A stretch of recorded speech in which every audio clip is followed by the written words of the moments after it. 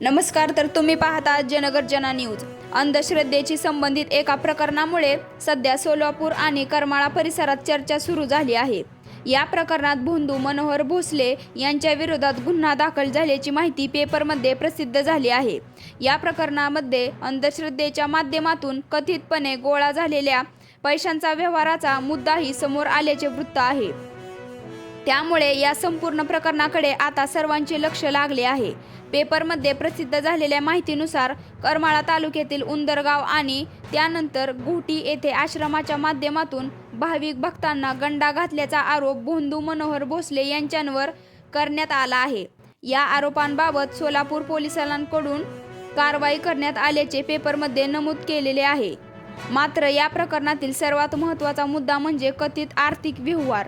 पेपरमध्ये दिलेल्या माहितीनुसार भिगवणजवळील स्वामी चिंचोली येथील दत्तकला शिक्षण संस्थेचे संस्थापक प्रा रामदास झोळ यांना अंधश्रद्धेच्या माध्यमातून मिळालेला पैसा वाईट करण्यासाठी दिलेल्याचा आरोप करण्यात आला आहे। या आरोपाच्या आधारे सोलापूर पोलिसांनी गुन्हा दाखल केल्याचे वृत्त आहे। म्हणजेच या प्रकरणात केवळ अंधश्रद्धेच्या आरोपांपुरताच विषय मर्यादित नसून कथित पैशांच्या व्यवहाराचाही मुद्दा तपासाचा भाग बनला असल्याचे पेपरमधील वृत्तानुसार दिसून येते। मात्र एक महत्त्वाची बाब आपण लक्षात घेतली पाहिजे। पेपरमध्ये नमूद केलेले आरोप म्हणजे ते आरोप सिद्ध झालेत असे नाही। संबंधित व्यक्ती दोषी आहेत असा निष्कर्ष सध्या काढता येणार नाही। या प्रकरणाची सत्यता तपासून आणि पुढील कायदेशीर प्रकरणातूनच स्पष्ट होणार आहे। दरम्यान या प्रकरणाशी संबंधित आणखी एक चर्चा पेपरमध्ये नमूद करण्यात आली आहे। पेपरनुसार भोंदू मनोहर भोसले यांच्या संपर्कात तालुक्यातील अनेक बडे पुढारी असल्याची चर्चा होती। तसेच भोंदू भोसले यांच्या पथावर डोळे ठेवून निवडणुका लढवल्याचीही चर्चा असल्याचे पेपरमध्ये नमूद करण्यात आले आहे। दरम्यान अंधश्रद्धेच्या नावाखाली कोणत्याही व्यक्तीची फसवणूक होत असल्याचा आरोप असेल तर त्या प्रकरणाची चौकशी आणि कायदेशीर कारवाई होणे महत्त्वाचे ठरते।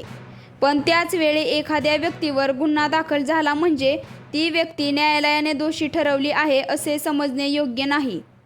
अंधश्रद्धेच्या नावाखाली कथितपणे गोळा झालेल्या पैशांचा नेमका व्यवहार कसा झाला, या व्यवहारामध्ये आणखी कोणाचा सहभाग असल्याचे तपासात समोर येते का? पेपरमध्ये नमूद करण्यात आलेल्या पुढाऱ्यांबाबत पुढे काही अधिकृत माहिती समोर येते का आणि संपूर्ण प्रकरणाचा अंतिम निष्कर्ष काय आहे, या सर्व प्रश्नांची उत्तरे सध्या उपलब्ध नाहीत। त्यामुळे कोणत्याही व्यक्तीबाबत निष्कर्ष काढण्यापेक्षा पोलीस तपासातून समोर येणाऱ्या अधिकृत माहितीवर विश्वास ठेवणे महत्त्वाचे ठरते।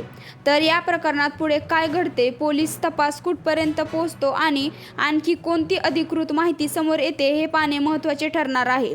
अशाच महत्त्वाच्या आणि विश्वासार्ह बातम्यांसाठी जनगर्जना न्यूज चॅनलला नक्की सबस्क्राईब करा, व्हिडिओला लाईक करा आणि ही माहिती इतरांपर्यंत नक्की पोहोचवा। धन्यवाद।